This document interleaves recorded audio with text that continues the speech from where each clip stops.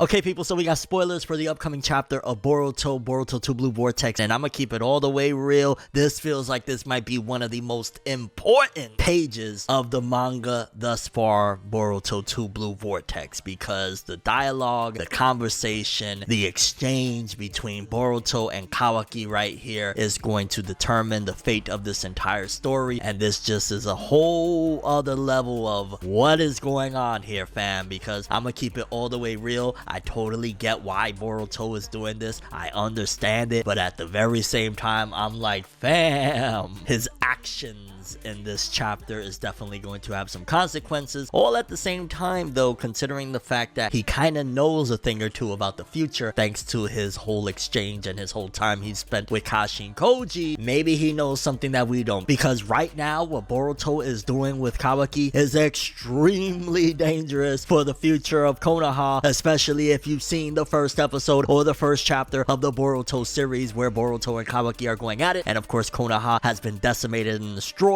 thanks to Kawaki, with him saying that the age of shinobi is over. We know that that is going to be a devastating time, but let's just jump into these spoilers because, yeah. And of course, before we continue, make sure to hit that subscribe button and that bell to get notified. I will let you know everything in the world of Boruto and anime and manga in general, and I think you're gonna want to hit them buttons, baby. It starts off with Boruto saying, listen, either way, you have to get stronger, to Kawaki, which of course, hello, every time we've seen Kawaki in 2 Blue Vortex, it's for the most part just been very much so like, dog, what is going on here? You know, you're supposed to be the rival. Boruto is literally on a whole other playing field using this Uzuhiko Rasengan that is just straight hacks, using the flying Raijin, teleporting. He is just like a god among men. Like, Boruto is just him. And Kawaki, like, bro, I keep on stressing on it, but for the most part, it really just blew my mind that time where Boruto and Kawaki, after this big time skip, they finally meet, and Boruto basically is like, bro, I'll take your arm off right now if you don't get out of my way. I was like, huh? Kawaki has just been outclassed in every which way, shape, form, and fashion. On top of that, when Boruto was like, oh, you haven't even been training at all, have you? What is going on here? You can tell that at the end of the day, the levels is just different. Like, there's levels to this, and Boruto is way high up compared to Kawaki. So the fact that it starts off with Boruto telling him to get stronger is because Boruto realizes, one, bro, you are like massively weak in comparison to me, and two, well, the battle against the Shinju is very much so dire. But let's continue. You are my father's disciple. Originally, you should have released dad from the seal. It would be ideal to have direct training. And yeah, at the end of the day, we know that Boruto is Sasuke's student and Kawaki is essentially Naruto's student disciple. And at the same time, this is also very interesting because this is going into everything that he learned from Kashin Koji, where he says, originally you should have released dad from the seal. It would be ideal to have direct training. So that means there was a timeline where Kawaki already undid everything that he did. And on a side note, just, is it just me? Look at that panel of Kawaki at the top. If you take out the black hair and the eye earrings, he damn near looks like Naruto right there. I'm just saying, very much so a reflection of his master at the same time, while Boruto is a reflection of his. But yeah, that's kind of crazy that there is a timeline where all of this has already subsided. Kawaki took Naruto out and they are training kind of on some like for the androids to come, but essentially for the Shinju. Like, damn it, why can't we be in that timeline? I want Naruto back. I know. Relax.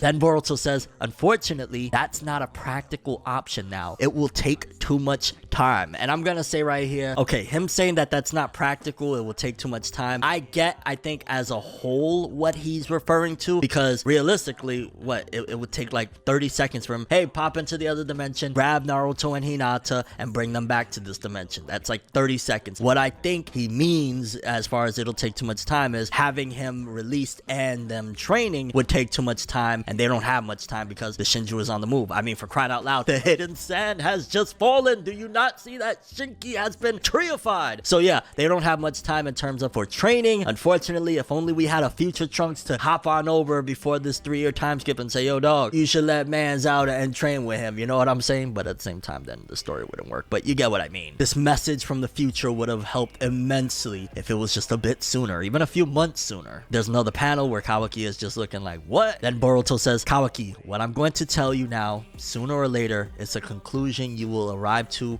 on your own. I love all of this. I'm sorry I keep on cutting it, but I just love how Boruto is there like a messenger from the future, despite the fact that, yeah, things is just all chaotic. Like, this is so good. If the results stay the same, the sooner the better, so I'll tell you. And I'm assuming he's saying if the results stay the same, the sooner the better, so I'll tell you that maybe what future he saw where he intervenes and tells Kawaki to train up and whatnot is that the results will be that they will be able to defeat the Shinju people and save Konoha and the Shinobi verse at this point. It's not even anymore just about Konoha. Now it's the world. And Kawaki says, hey, wait.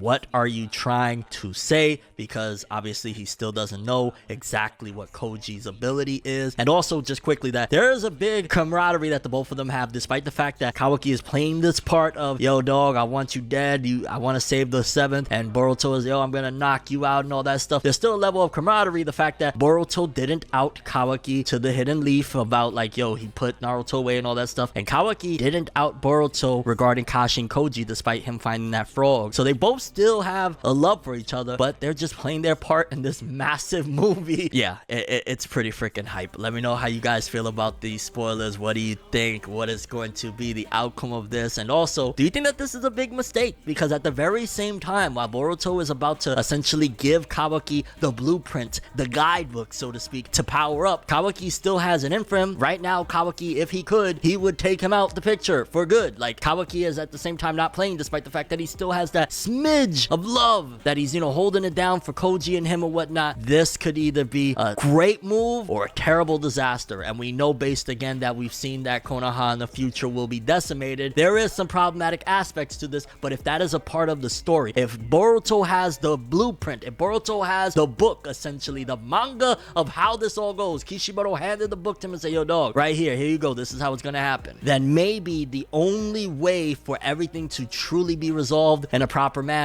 is all of this stuff has to come to pass, or maybe we could even avoid that altogether as well. Let me know your thoughts. I can't freaking wait for the next chapter of Boruto 2 Blue Vortex. That's all I have for this one. I'm Tim. As always, people, have an awesome day. Subscribe and hit that bell to get more.